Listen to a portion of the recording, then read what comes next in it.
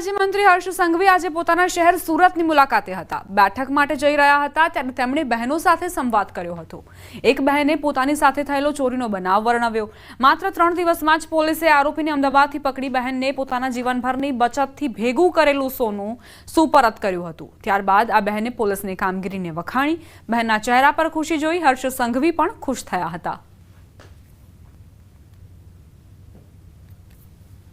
ક્યારે ચોરી થયેલી? મંગળવારે ચોરી થયેલી। બધું પકડાઈ ગયું?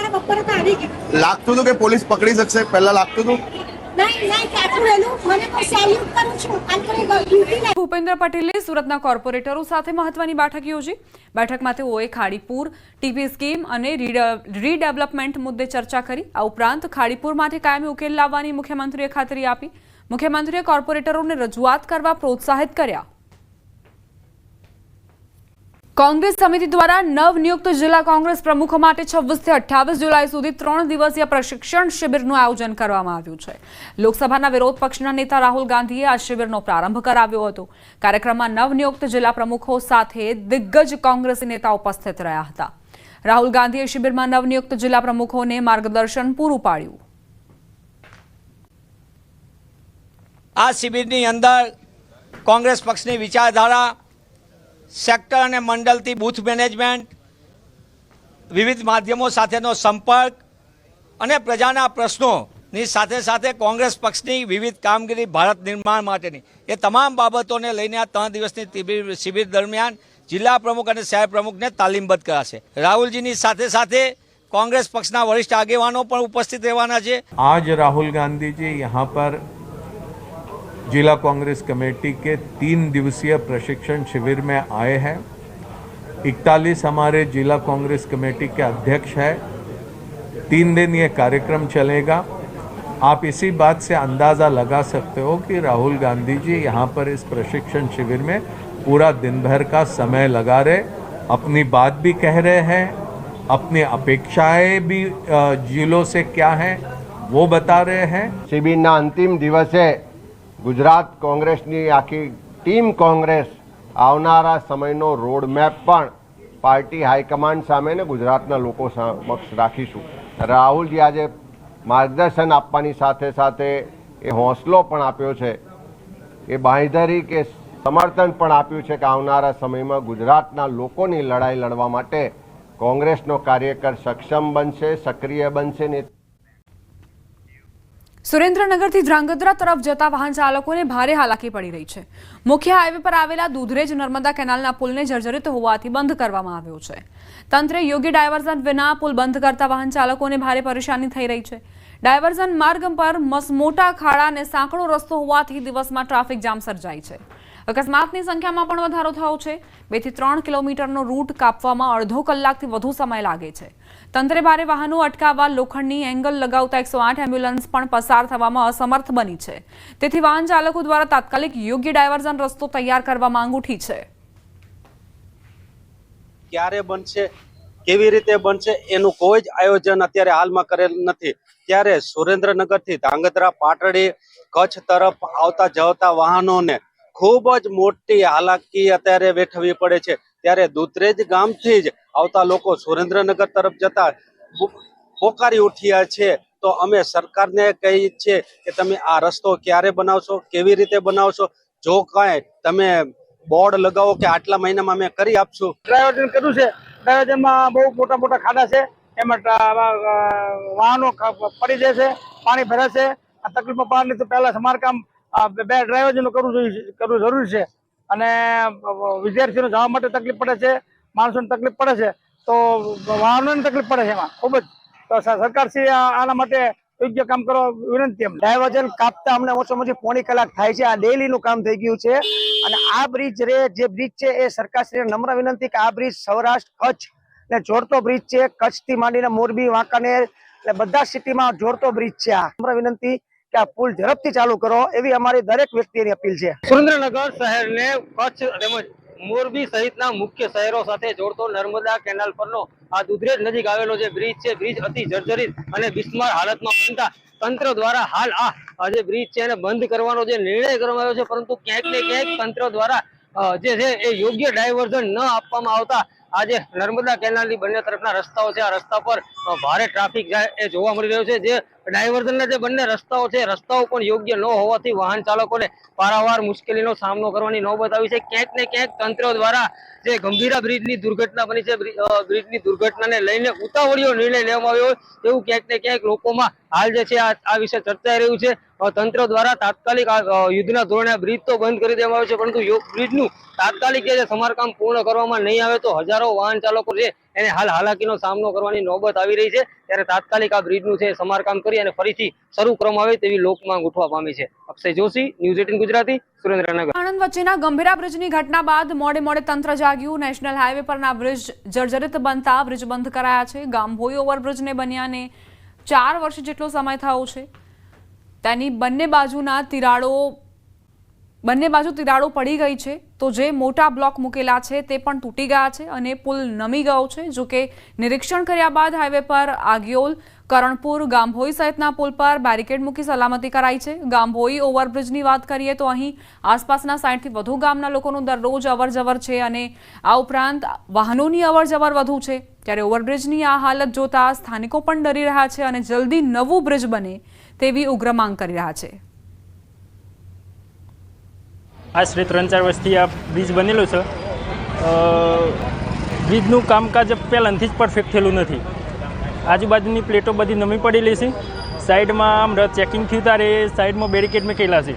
કઈ સંભાવના ખરી એવી કે ભાઈ પુલ પડવાની તૈયારી ને એવું લાગે છે. છેલ્લા 5 વર્ષથી બ્રિજનું કામ ચાલી રહ્યું છે, રોડનું કામ ચાલી રહ્યું છે, પણ ધીમી ગતિથી કામ ચાલી રહ્યું છે અને જોખમી કામ છે. ગયે તિરાડો પડી છે, પાણી પડે છે, થોડો બ્રિજનું થોડી 1 ઇંચ નમેલો પણ એવું લાગે છે અને ગામના આજુબાજુના 50 ગામના માણસો અહીંયા આવ્યું છે એ પણ જોખમી સાબિત થાય એવું છે. આ બ્રિજનું કામ એકદમ બેકાર છે અને બ્રિજ બિલકુલ નમી પડ્યો છે, પાણી આવે છે, રેતી ગળે છે અને છેલ્લા 5 વર્ષથી આ બ્રિજની અંદર કંઈ પણ કામ થતું નથી. આપણે ગોભોઈમાં જે પુલ બનાવ્યો છે એ પહેલાંથી જે નમેલો છે, રિપેરિંગ થાય છે પણ એ બરોબર નથી. બંને સાઈડ તિરાડો પડી જાય છે અને અવર જવર બંને સાઈડ ગોભોઈ વસેલું છે.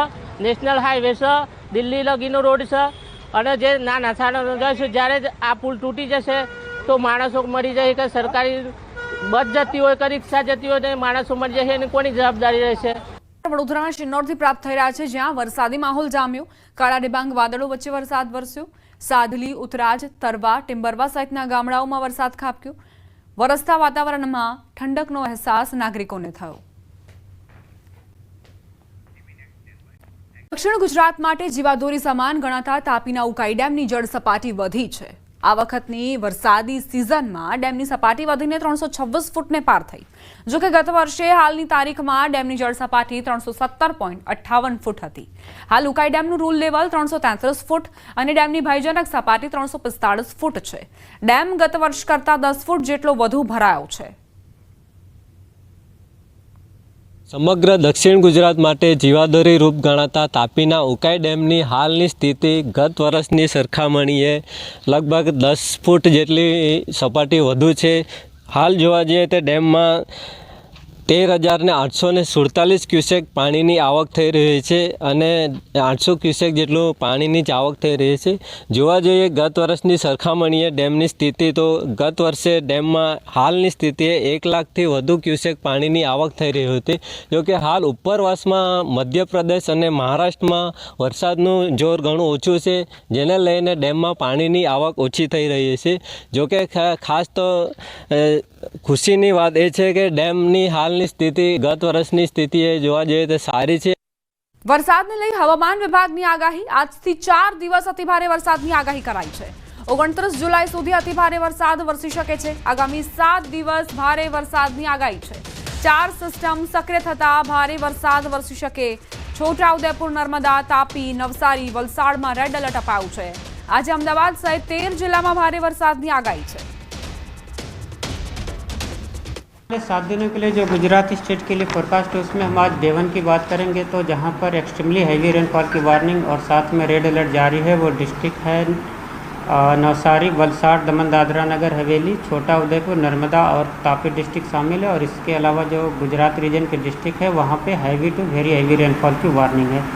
और सौराष्ट्र रीजन की बात करेंगे तो आज के लिए सौराष्ट्र रीजन के लिए जहाँ पर हैवी रेनफॉल की वार्निंग है वो डिस्ट्रिक्ट है सुरेंद्रनगर, बोटाड, अमरेली, भावनगर और राजकोट और साथ में गिर सोमनाथ और दीव शामिल है, जहाँ पर हैवी रेनफॉल की वार्निंग और साथ में येलो अलर्ट जारी है।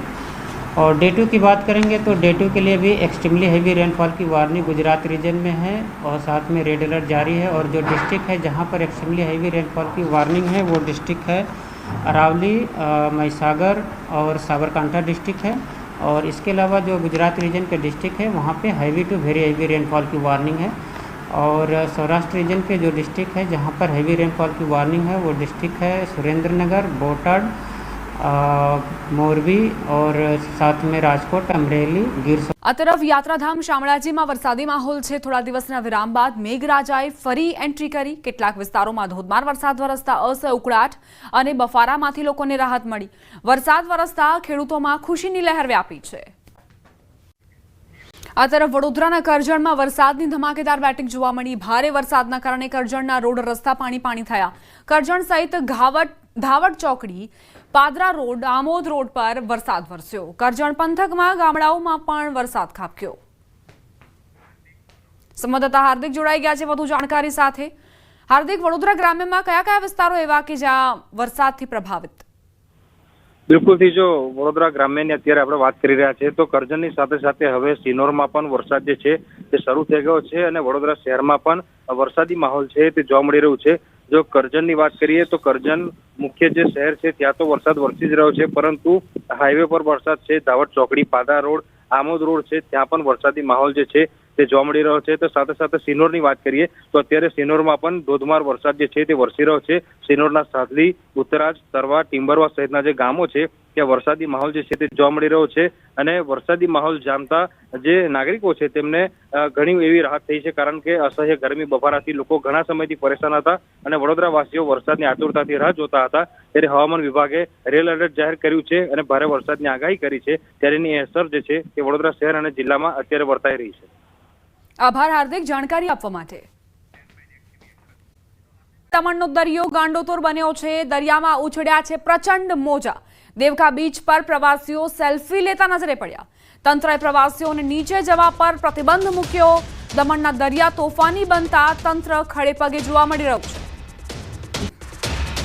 દમણના દરિયામાં ઊંચા મોજા ઉછળ્યા છે। સતત ઊંચા મોજા ઉછળવાના કારણે લોકો અહીં સેલ્ફીઝ લેતા નજરે પડ્યા છે, પરંતુ તમામ લોકો અને પ્રવાસીઓને અપીલ છે કે આ દરિયાથી દૂર રહો, કારણ કે બની શકે કે આ ઊંચા મોજા તમારા જીવન પર જોખમ સર્જી શકે। વલસાડ જિલ્લા સહિત સમગ્ર દક્ષિણ ગુજરાતમાં 2 દિવસથી મેઘરાજા ધડબડાટી બોલાવી રહ્યા છે। તો આજે દમણનો દરિયો પણ તોફાની મૂડમાં જોવા મળી રહ્યું છે। અત્યારે દમણના દરિયામાં મોટી ભરતીનો સમય છે, આથી દરિયામાં ઊંચા તોતિંગ મોજા ઉછળી રહ્યા છે। આ નજારાને માણવા મોટી સંખ્યામાં पर्यटको पण अहींया આગળ પહોંચ્યા છે અને આ નજારાને માણી રહ્યા છે। અત્યારે આપણી સાથે કેટલાક पर्यटકો છે, એમની સાથે સીધી વાત કરીશું। આપનું નામ? ખુશી। જી, ક્યાંથી આવેલા છો અને આજે શું માહોલ જોવા મળે છે? થી આવી છું અને પહેલી વાર દમણ આવી છું અને આટલા સારા મોજા અને સારું વાતાવરણ જોઈને ખૂબ આમ સરસ અનુભવ થઈ રહ્યો છે। ફેમિલી સાથે આવેલા છો? ના, મારા બધા કઝિન્સ છે। આજે આ રીતના જે જોવા મળી રહ્યું છે એવું પહેલા ક્યારે જોયેલું છે? પહેલી વાર જોયું, ફર્સ્ટ ટાઈમ। આપનું નામ? અક્ષય। અક્ષયજી, ક્યાંથી આવ્યા છો અને આજે શું માહોલ જોવા મળી રહ્યો? સુરતથી આવ્યા છે। આમ તો અમે આવતા જઈએ છીએ દમણ, પણ પહેલી વાર આવો નજારો જોયો છે। ખૂબ સુંદર નજારો છે અને મોજા પહેલી આટલા ઉછળી રહ્યા છે, તો પહેલી અમે જોયા દમણમાં। લોકોએ સુરક્ષા પણ એમ સાવચેતી પણ રાખવી? સુરક્ષા સૌથી પહેલા જ રાખવી જોઈએ। થોડું વધે એટલે બધા અહીંયાથી હટી જ જશે। થોડુંક આ તો હજી દૂર છે પાણી ને મોજા, એટલા માટે બધા ઊભા છે એટલા માટે। આપનું નામ? આપનું નામ? પ્રિયા પ્રજાપતિ। પ્રિયાજી, કેવું લાગ્યું આજે દમણમાં અહીંયા આગળ દરિયો જોઈને? બહુ મસ્ત લાગે છે। આ વાતાવરણમાં બહુ મજા આવે છે દમણમાં અને અહીંયા અલગ જ આજે નજારો દેખાઈ રહ્યો છે। Thank you. તો આ રીતે અહીંયા આગળ જે પર્યટકો છે મોટી સંખ્યામાં અહીંયા આવી રહ્યા છે, પરંતુ કેટલાક પર્યટકો છે સેલ્ફી અને રીલ બનાવવાના ચક્કરમાં દરિયાથી જોખમી અંતરે જોવા મળી રહ્યા છે, જે ખૂબ જોખમ નોંધનારું સાબિત થઈ શકે છે। આથી વલસાડ જિલ્લામાં છેલ્લા 2 દિવસથી જે રીતે મેઘરાજા ધડબડાટી બોલાવી છે અને આજે દમણનો દરિયો પણ આ રીતે તોફાની મૂડમાં જોવા મળી રહ્યો છે। પર્યટકો મોટી સંખ્યામાં આ માહોલને માણવા આવ્યા છે, પરંતુ પોતાની સુરક્ષા રાખવી પણ એટલી જ જરૂરી છે। ભરતસિંહ વાઢેર, ન્યૂઝ